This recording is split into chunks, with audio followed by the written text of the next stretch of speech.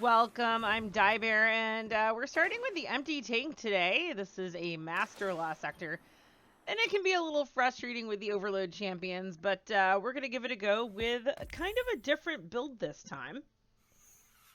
And we are playing on a bottom tree solar warlock, because explosions. This is the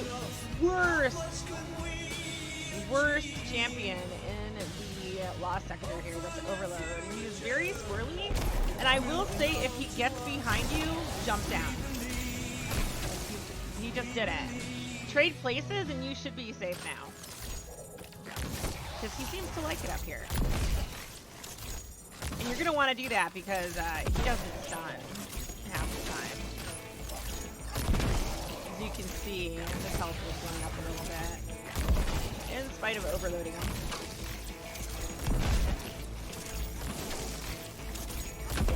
There we go. Dude be gone. Alright, now the next section, you can see we have a ton of snipers in this room, and we want to get them down first. Oh, they're a pain. I think I'm going to throw the grenade. Oh, I don't have a grenade. Crap. I wanted to throw the grenade at the servitor first. I probably should have put that there, but whatever. Now they're all tethered. Yeah, let's do that. And we got nothing. I should have put it there.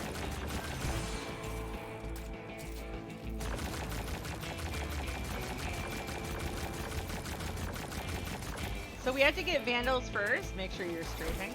Ouch. Come on, health. Let's go.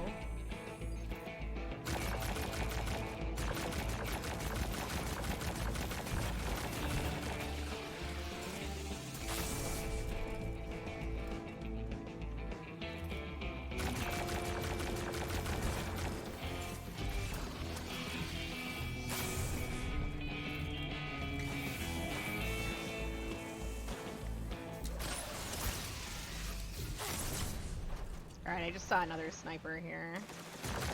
Where'd he go? Oh, there he is. It's not a sniper, it's a drag, but he's still mad enough.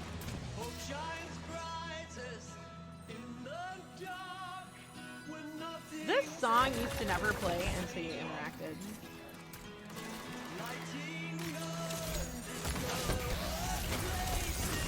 Holy wow.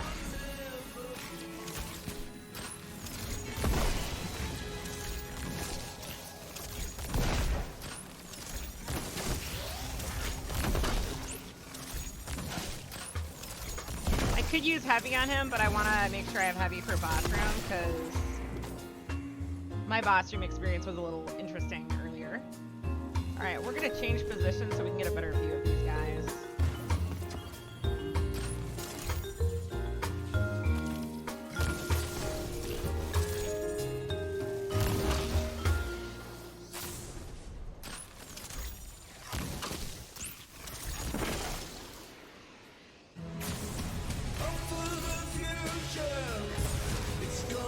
Ouch, that hurt, but it's an explosive thing and I wanted to get rid of it.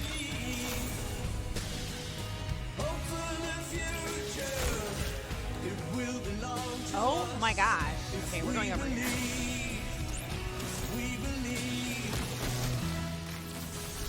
It's in here dredging too. You little jerk.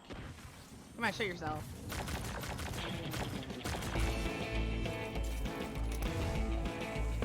Take that.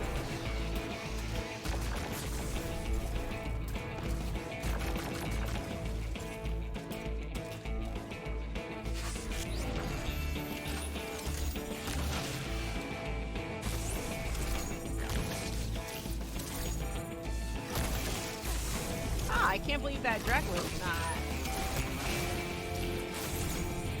protected.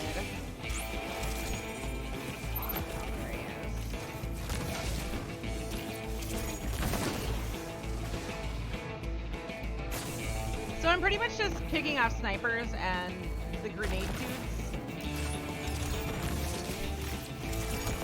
There we go.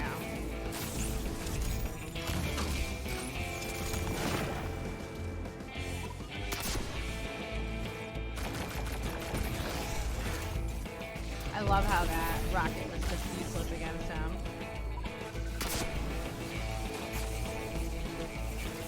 Where'd it go? Behind him. Freaking servitors. We're gonna do this.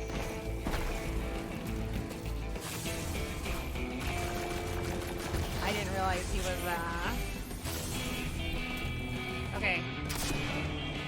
There we go. Come on, get him. It exploded just before he, saved himself.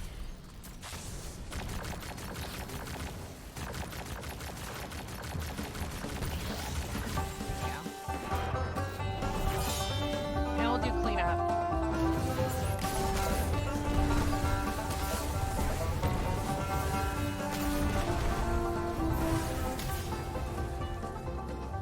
Are there any more?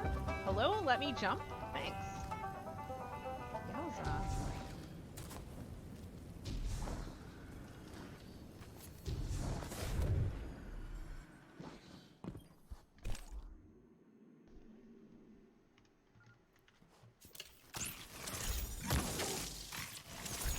You know what? We have heavy in this room. I'm gonna pop a rocket in him.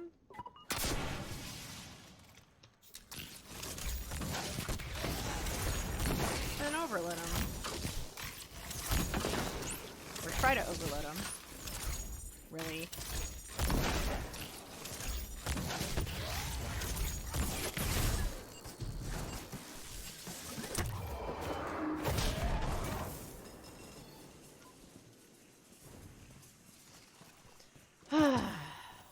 I've done this a few times. It's kind of an irritating lost sector. Fallen are never fun.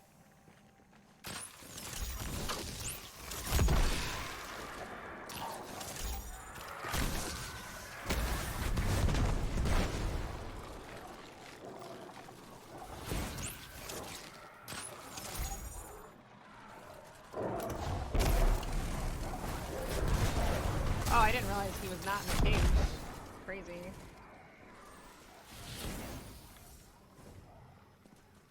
Now, one huge mistake I made with my build is I forgot to put the mod on that gives me charge with light from picking up wells. So we're not really charged with light when we should be. It's slowing it down a little bit because we're not getting our abilities back as fast.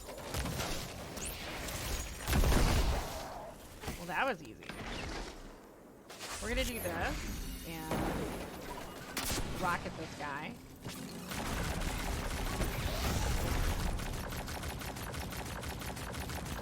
Reload before he pops his shield back up again.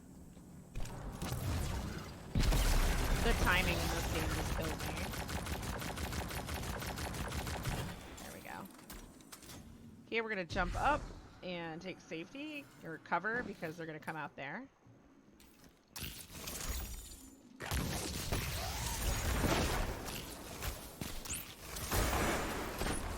It's good to just get them down as fast as possible. All the ads. All right.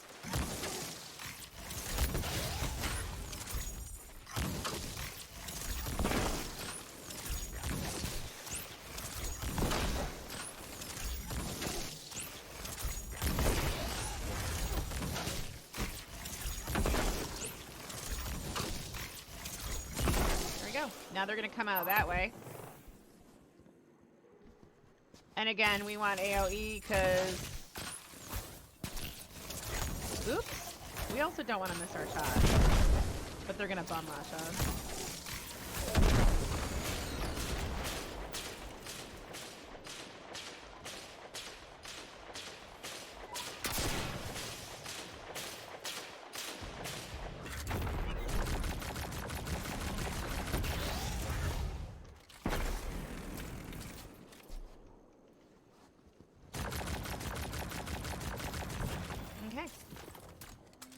We are now going to be rushed again by the boss of the lost sector, and that's why we have super. I'm going to get over here. They're going to leave the comfort of the servitors. And the lost sector boss is invisible. That's like the worst part. He's right here.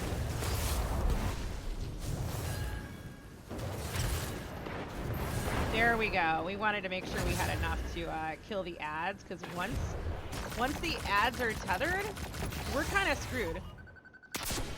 And this lost sector suddenly gets very difficult.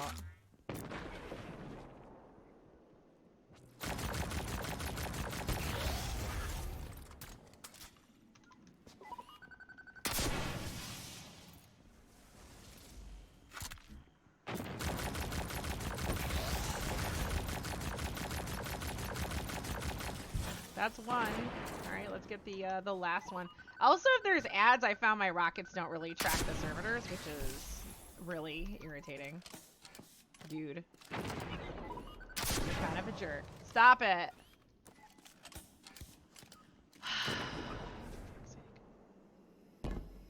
Again, Fallen are super annoying. And that hit a wall. Oh, he got hit by the rocket.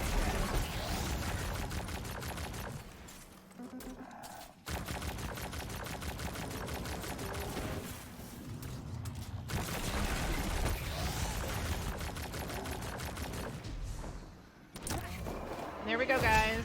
The end of the lost sector. Solo flawless. It took a few tries just to figure out, like, how to beat the squirreliness. But yeah, always focus on snipers followed by grenades, and then work on your champions.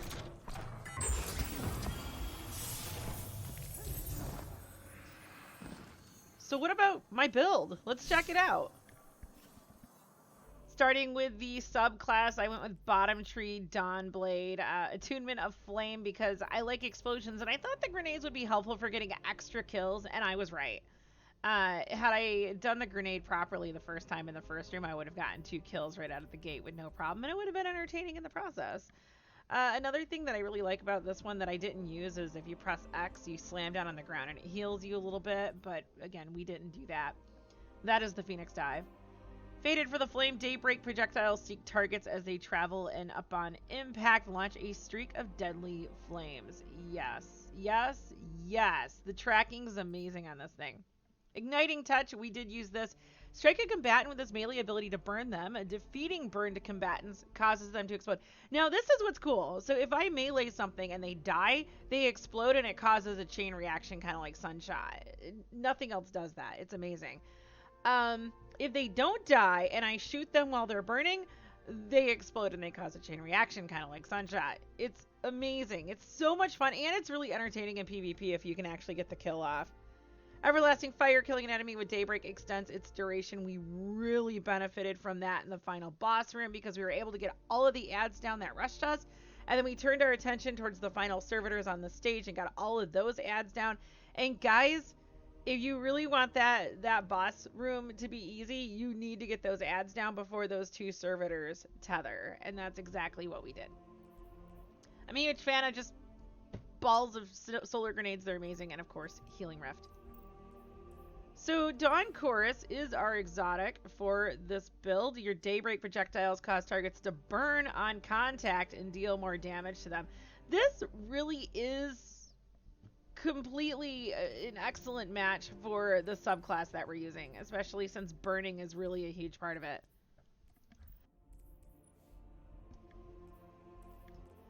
All of your burn effects last longer, and you gain a small amount of melee energy each time one of your burns damages a target.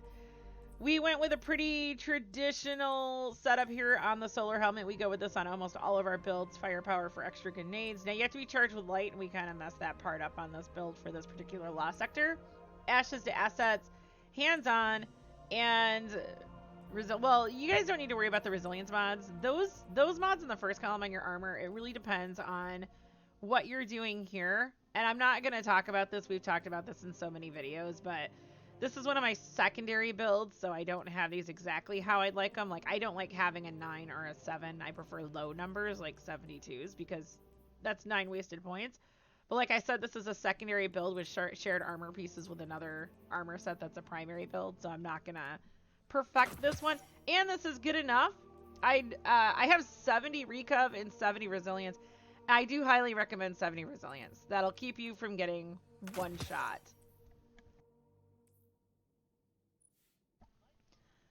Now we had to do, since we were soloing, we needed to have champion mods for both types. We had our overload bow, and honestly, this bow, if either Le Monarch or the bow I was using, and I can't remember. I mean, yeah, I don't know why I can't remember the name of it, but the solar exotic bow.